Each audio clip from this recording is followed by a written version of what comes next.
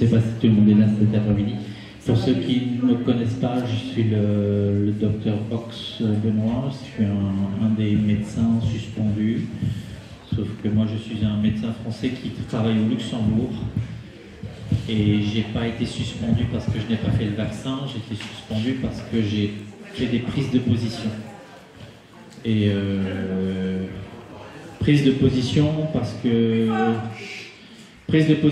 qu'on n'aime pas, comme partout, on n'aime pas qu'on parle. Donc la liberté d'expression est remise en cause. Et je me suis battu et au départ j'ai eu un petit peu peur de m'engager dans cette histoire. Je me sentais comme un lanceur d'alerte et je pensais qu'on m'embêterait pas, mais finalement on m'a embêté, on m'a suspendu pendant 1 an et là on m'a relancé sur une procédure pour encore des prises de position et surtout une prise de position pour le vaccin pour les enfants.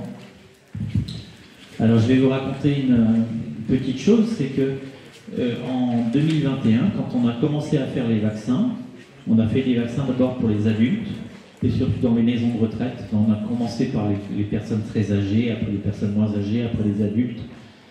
Et puis on est arrivé au mois de mai, juin, juillet, on est arrivé à la vaccination pour les adolescents. C'était les 12-18 ans.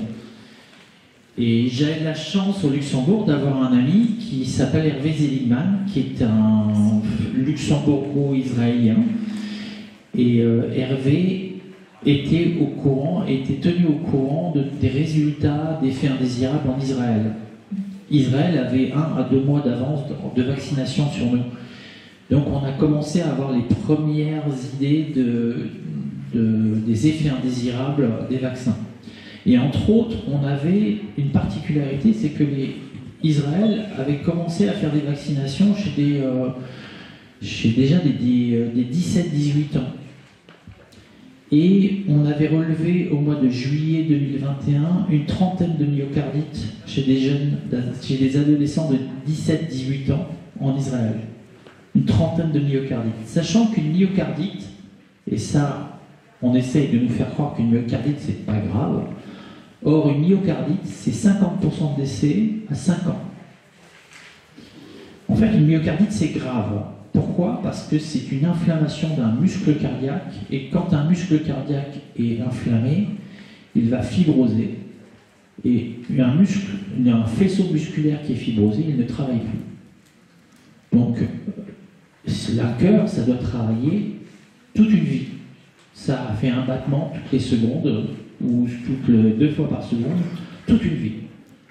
Donc vous imaginez, c'est une machine qui ne doit pas défaillir. Et si vous avez une fibrose au niveau du muscle cardiaque, et même une fibrose qui va être un peu généralisée au niveau du muscle cardiaque, eh bien vous allez avoir plein de problèmes. Une insuffisance cardiaque, un trouble du rythme cardiaque, un trouble de la conduite du rythme cardiaque, une insuffisance cardiaque, et vous risquez de décéder. Et vous risquez de faire une mort subite. Et c'est ce qu'on retrouve actuellement. Donc à l'époque, j'étais très... on parle de mai 2021. J'avais déjà fait une vidéo qui avait été vue 40 000 fois sur Facebook où j'ai dénoncé les systèmes d'urgence des protocoles de Covid. Et je me disais, ils ne feront jamais la vaccination chez les enfants. Parce que chez les adolescents, si on fait la vaccination, sachant les résultats qu'on avait en Israël, qu'on connaissait déjà, on aura obligatoirement, et je le répète, obligatoirement, on aura plus de morts avec la vaccination qu'avec le Covid. Les statistiques à l'époque du Covid, en mortalité chez les moins de 20 ans dans le monde, c'était environ entre 300 et 500 morts. Sachant que dans cette comptabilité de morts du Covid, chez les jeunes, 80%, on a considéré que 80% avaient des comorbidités. Je vais prendre un exemple. Il y a un enfant de 3 ans qui est décédé du Covid en Belgique, qui a fait la première page de tous les journaux belges. Or, le père a porté plainte contre le ministère de la Santé parce que l'enfant, en fait, était en train de mourir d'une leucémie. Et il était déjà dans un état très grave, et ils ont diagnostiqué un Covid chez lui. Ils l'ont diagnostiqué positif. J'étais à une conférence hier soir à Bruxelles, j'étais avec Alexandre Henriot-Claude. On rigolait, on disait, il y a eu un mort, il y a une personne qui est tombée d'un avion, il n'avait pas de parachute, il est tombé au sol, on a fait un test positif, et il était Covid positif, donc il est mort du Covid. Voilà, c'est exactement ça, ça résume un petit peu. Au Luxembourg, on a eu une particularité, c'est qu'on a découvert que tous les tests positifs étaient recontrôlés. Alors les tests positifs faits au niveau des laboratoires privés étaient recontrôlés au niveau du laboratoire national au Luxembourg. Et on a demandé, on a demandé à plein de personnes d'avoir leurs résultats des tests recontrôlés au niveau du laboratoire national. Et aux surprises, on a remarqué que 80% des tests étaient négatifs. Ce qui veut dire qu'en fait, ils ont fait du positif pour faire peur. Ils n'ont pas fait du positif, ils n'ont pas fait des tests pour chercher des maladies, ils ont fait des tests pour faire peur, pour avoir un nombre important de tests positifs. Je reviens aux adolescents, les myocardites. Quand ils ont commencé les vaccinations chez les adolescents, j'ai fait un week-end de garde dans une maison médicale à Ettelbruck, c'est le nord du pays au Luxembourg. Et j'ai vu 3 myocardites en un week-end. 3 myocardites en un week-end. Et ils sont allés les contrôler, c'est des enfants que j'ai fait hospitaliser. Donc ça a été confirmé. Sauf que, une chose, ça fait 40 ans que je travaille, j'avais jamais vu de myocardite chez un jeune. Et j'en vois 3 en un week-end, alors qu'ils venaient de commencer les vaccinations depuis 15 jours. Et là, j'ai crié au scandale, je dis, c'est incroyable. C'est pas possible. Et j'ai dit, à partir du moment où on fait une vaccination chez des jeunes adolescents, si la vaccination est plus dangereuse que la maladie, on remonte à des lois qui ont été faites pour ça, justement, pour interdire, pour que les médecins qui font un traitement qui est plus dangereux que la maladie, ils soient directement responsables. Ils ne peuvent pas se rapporter sur la responsabilité d'un ministère ou d'un gouvernement. Ils sont directement responsables. C'est-à-dire qu'un jour, les parents des enfants qui ont eu des problèmes avec un vaccin pourront se rapporter, pourront aller voir leur médecin généraliste et leur dire « vous êtes responsable, je vais vous mettre au tribunal ». Actuellement, il y a des procès qui commencent à se faire et il va y en avoir de plus en plus. Il y a des médecins qui vont passer dans les tribunaux. Et là, on va commencer à avoir des failles dans le système. Et j'espère que ça va changer les choses. Mais ce n'est pas faute de les avoir prévenus déjà depuis 2 ans. Pour ça, pour ces paroles, ils me remettent au tribunal. Sauf que, alors il y en a certains qui sont déjà au courant, on m'a remis au tribunal, je suis passé le 1er mars au tribunal, et je me suis retrouvé devant le même juge qui m'avait jugé il y a 2 ans. Et ce juge m'avait traité de complotiste dans son verdict. Alors, comme il m'a traité de complotiste, j'ai demandé une récusation du juge. Et dans la loi belge et luxembourgeoise, la récusation doit se faire par le juge lui-même. C'est pas mal. Et ce juge n'a même pas daigné nous répondre. Il s'est présenté au tribunal sans nous avoir répondu. Donc, on était devant les faits accomplis. Le juge était là, il avait refusé de se récuser. Alors on a quand même fait un appel en récusation, et comme il n'y a pas de loi, on se dit bon, ça va, on essaye un appel en récusation, mais ça va peut-être rien donner. Mais on a eu une grosse surprise là, c'est que le parquet général de Luxembourg a accepté l'appel en récusation, et j'ai eu le verdict hier. La récusation est acceptée, donc le juge est récusé. Il est récusé par d'autres juges. C'est des juges qui ont récusé un juge. Jurisprudence, ça n'a jamais existé. Deuxième chose, la composition du tribunal a été récusée. C'est-à-dire qu'ils ont considéré que le tribunal tel qu'il était fait ne pouvait pas me défendre correctement, n'était pas loyal. Dans ce tribunal, il y avait 2 médecins experts qui devaient me juger. Or, ces médecins experts sont choisis par l'ordre des médecins. Donc, ils sont jugés partis. Donc, là aussi, la composition du tribunal est récusée. Mais ils m'ont permis, en fait, dans ce jugement, la Cour d'appel m'a donné l'occasion peut-être de récuser le premier jugement que j'ai eu il y a 2 ans et d'annuler le jugement. et peut-être de demander une indemnisation pour une année de suspension. Et si j'arrive à obtenir ça, ça va faire jurisprudence européenne. Et là, on va s'amuser.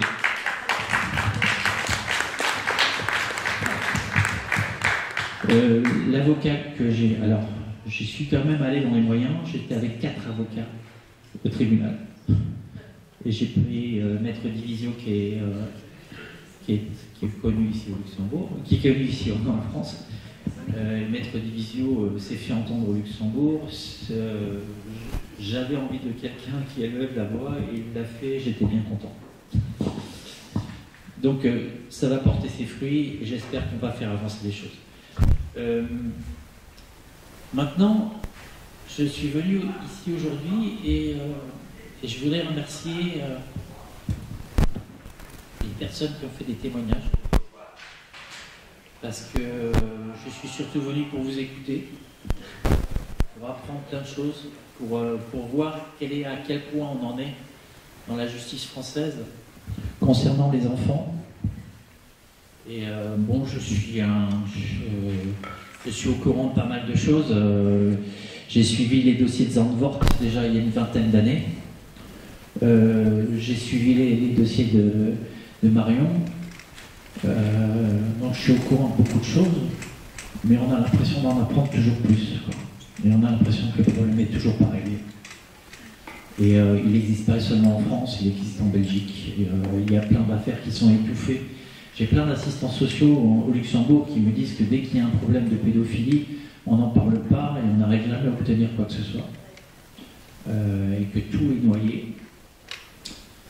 Malgré tout, j'ai envie de vous dire, et j'ai parlé tout à l'heure à table au restaurant, là, j'ai envie de vous dire, il faut continuer à se battre. Parce que les avocats sont sensibles. Là, moi je ne pensais pas arriver à ce résultat avec le parquet général au Luxembourg. Et ça prouve qu'il y a des magistrats qui sont de notre côté. Et il faut aller les chercher ceux-là. Il y en a qui ne nous écoutent pas, mais il y en a d'autres qui sont là et qui sont sensibles et qui en ont aussi marre du système. Et ils commencent à sortir. Et je pense qu'il y a des magistrats qui ne sont pas corrompus et qui veulent, je pense, faire changer les choses et qui commencent à en avoir marre de tout ce système, qui voient que la corruption elle est trop loin. Donc il faut y aller. Je vais vous parler, alors moi particulièrement, je viens de gagner une bataille là, au tribunal, avec des magistrats, mais j'avais déjà gagné une bataille aussi au tribunal. Il m'est arrivé une histoire. On m'a interdit de voir mes enfants pendant environ 5 ans. Pourquoi? J'ai aussi subi cette histoire, mais c'est un peu différente. Et il y a beaucoup de pères qui ont été dans ma situation. J'ai subi un divorce subite, imprévu, parce que mon ex-femme avait trouvé quelqu'un d'autre, peu importe. J'avais accepté le divorce et je lui ai dit bon, on va faire un divorce à l'amiable. Et puis elle m'a dit ben, viens chez mon avocat. Je suis allé chez son avocat, je me suis fait insulter pendant 3/4 d'heure.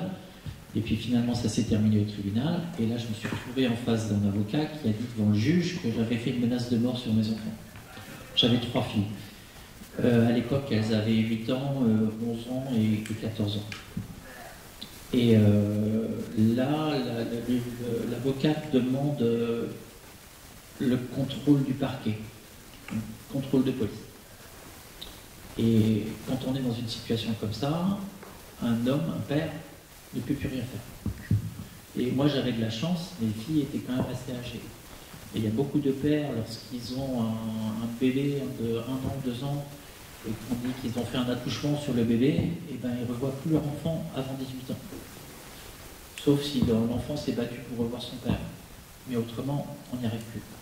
Donc ça, c'est des situations que j'ai vues, que j'ai fait des réunions avec des pères qui se battent et qui, bien sûr, ils sont mis dehors, bien sûr, ils sont obligés de payer la pension alimentaire, ils n'ont plus le droit de voir leurs enfants, mais c'est des situations catastrophiques. Alors, je me suis battu, ça a duré 5 ans, je je me suis retrouvé plusieurs fois devant le juge, et je le dis et je le répète, devant les juges, il faut les prendre au même niveau que nous. Les juges ne sont pas supérieurs à nous. C'est des personnes qu'on doit regarder dans les yeux et qu'on doit leur dire « Moi, je suis quelqu'un de bien. Moi, je suis un père qui est capable d'être un bon père pour ses enfants et mes enfants ont besoin de moi. » Une autre chose qui est très très importante, c'est que j'ai l'impression qu'on n'écoute jamais les enfants. Et moi, pendant 5 ans, on a refusé d'entendre les enfants. Donc, une chose qui est très importante, c'est les enfants doivent être entendus. Parce qu'on parle toujours des parents, on parle du juge, et les enfants, non. Les enfants, on n'a pas le droit à la parole. Les enfants sont totalement ignorés. Les enfants ne sont pas matures, on me dit. Non, c'est pas vrai. Un enfant de même de 7 ans, 8 ans, 9 ans, 10 ans, ils sont déjà capables de parler, ils sont déjà capables de s'exprimer, ils sont déjà capables de dire ce qu'ils veulent. Alors, je me suis retrouvé en cour d'appel pour mon divorce, parce qu'on arrivait à obtenir la cour d'appel, parce que mon ex-femme avait dit que j'avais une suspicion d'inceste avec ma fille, qui avait à l'époque 17 ans. Là, ma fille a dit c'est terminé, je ne veux plus rien savoir. Elle est venue chez moi, le juge n'a pas envoyé la police, donc on a obtenu la cour d'appel de justice. C'est très rare dans les affaires de divorce. Là, les enfants ont pu témoigner pour la première fois au bout de 5 ans devant les juges de la cour d'appel. Après, on est rentré avec nos avocats, mon ex-femme et moi, on est rentré avec nos avocats. Le juge s'est adressé directement à moi. Monsieur, vous êtes quelqu'un de bien, vous avez la garde des enfants. Il me dit, qu'est-ce que vous voulez faire? Comment vous voulez arranger la garde des enfants pour votre femme? Et je dis, il n'est plus question que la justice décide. Il n'est plus question que la justice décide ce que les enfants veulent faire. C'est la première fois que mes enfants sont entendus dans une affaire de divorce. Ça fait 5 ans que ça dure, et là, c'est les enfants qui vont décider ce qu'ils veulent. Vous me donnez la garde des enfants, ils viendront chez moi, ils iront chez leur mère quand ils veulent, comme ils veulent. J'aurais pu continuer et mettre ma femme au pénal, et la faire condamner et la faire aller en prison. Elle risquait 10 ans de prison. Je n'allais pas mettre la mère de mes enfants en prison. Elle était punie moralement. J'ai souffert pendant 5 ans, c'était très très dur. Parce que j'ai été vraiment bafoué, j'ai été injurié par le juge, j'étais avec une obligation de psychiatrie, contrôle psychiatrique, contrôle du parquet, remettre des certificats psychiatriques à la police, etc. Et j'avais pas le droit de faire ça. Mais je les voyais en fait, parce que mes enfants se levaient plus tôt le matin et venaient prendre le petit déjeuner avec moi avant d'aller à l'école, en cachette. Et les médecins, d'accord? Excuse-moi, Benoît. Mais peu importe. Oui, mais quand même, ça prouve jusqu'où ils sont capables d'aller. Oui, mais ça veut dire qu'ils n'ont aucune considération pour la profession d'une personne. Hein. Peu importe, à partir du moment où un avocat a sorti n'importe quoi sur n'importe qui, donc c'est très très dur. Maintenant, ça ne remet pas en cause les femmes qui sont battues aussi par des hommes, et ça j'en ai vu aussi, hein, en tant que médecin j'en ai vu. Mais c'est une chose dont on ne parle pas du tout. Là. Les hommes, les femmes qui vont raconter, qui utilisent des avocats pour aller raconter n'importe quoi sur leur mari, et des maris qui sont dans une détresse pas possible. Donc, cette affaire, elle était en 2016, elle s'est réglée en 2016, et je me suis retrouvé devant des juges, et là, dernièrement, quand je me suis retrouvé à mon deuxième procès, je me suis retrouvé devant le juge qui avait refusé de se faire accuser, et là, je lui dis, vous savez, je suis déjà allé en cour d'appel. Je me suis présenté devant le juge, et en cour d'appel, le juge m'a dit, vous êtes quelqu'un de bien, vous avez la garde des enfants. Et je lui dis, je n'avais plus confiance en l'institution de la justice, et les juges de la cour d'appel m'ont redonné confiance en l'institution de la justice. Pour lui faire comprendre à lui, le juge, qui me traitait de complotiste, qu'il n'aura jamais la paix sociale en continuant comme ça. Parce que ce qu'on a besoin, nous, dans notre société, c'est une paix sociale. Et s'il y a des juges qui sont comme ça, on n'aura jamais de paix sociale. Et ils ne sont pas nombreux, ces juges-là. Et je pense qu'il y a énormément d'autres juges qui sont capables de faire changer les choses. Et je pense qu'il y a énormément de juges qui réalisent actuellement qu'il y a des choses à changer. Donc moi, si j'ai envie de vous transmettre quelque chose,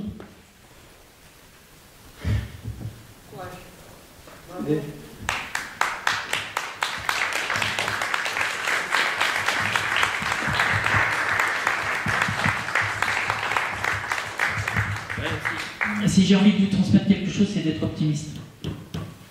Et il faut y croire. Merci. Mais il ne faut pas se laisser abattre. Et j'ai vu des témoignages très durs là ce matin. Et c'est beau comme geste. Regardez, même le chien, il comprend la tristesse de son maître. Non, mais j'ai envie de dire, hein, ceux qui ne voient plus leurs enfants, là, les mamans que j'ai entendu ce matin, les papas que j'ai entendu ce matin, battez-vous, continuez. Et du courage. Et non, oui, soyez optimistes, il faut toujours y croire, il faut toujours être positif. D'accord? En tous les cas, je suis tout cœur avec vous. Merci Benoît, merci. Bon, vous voyez, c'est quand même un témoignage important, hein, d'accord? Vous n'avez pas ça tous les jours. Merci Benoît. Donc là, on avait normalement 2 autres rendez-vous avec des gens du CNRS, les 2 ne seront pas là. Donc ce qu'on va faire, on va redonner la parole soit à un papa ou une maman. Oui. D'accord, c'est beau. Il y a Chloé qui arrive. Juste 30 secondes. J'ai à votre disposition des documents certifiés de l'OMS sur le nom, sur le port du masque, le côté négatif qu'il donne sur les enfants. Perte de mémoire, perte de respiration et tout ce qui va avec. Ils ne reconnaissent plus les parents. Ils ne savent plus comment ils s'appellent. Donc j'ai un dossier à votre disposition. J'ai aussi une lettre du docteur Labraise qui a été écartée, que peut-être certains d'entre vous connaissent. Merci à lui. Alors, au nom de certaines personnes aussi, je voulais vous dire qu'ils présentent leurs excuses parce qu'ils n'ont pas pu venir, ils ont des graves soucis. Le docteur Labraise a eu un grave problème au niveau familial, il s'occupe de sa maman qui a des problèmes de colonne vertébrale, c'est pour ça qu'il n'est pas là aujourd'hui. Par contre, j'ai un document de sa main qui a été certifié par Maître Joseph, comment il fallait, pendant le confinement, soi-disant les gens qui étaient atteints du Covid, comment nous pouvons les soigner les enfants, ça prenait que 3 jours. Et il n'y a aucun effet secondaire. Ces documents ont été transmis à l'aide du docteur Joseph à la Cour pénale internationale. Vous savez comment on soigne soi-disant ce Covid? Ben simplement, sous perfusion à la vitamine C concentrée. Il est en relation avec des médecins internationaux. Il s'appelle le docteur Labraise. Et je vous invite à regarder et à lire tout ce qu'il a publié. J'ai déposé ces documents à l'hôpital de Rouen, au service des urgences. Je vais sortir mon dossier, je vais laisser la parole à d'autres personnes, ce qui est tout à fait logique. Je vais mettre ce dossier à disposition, on fout la salle. Merci à vous.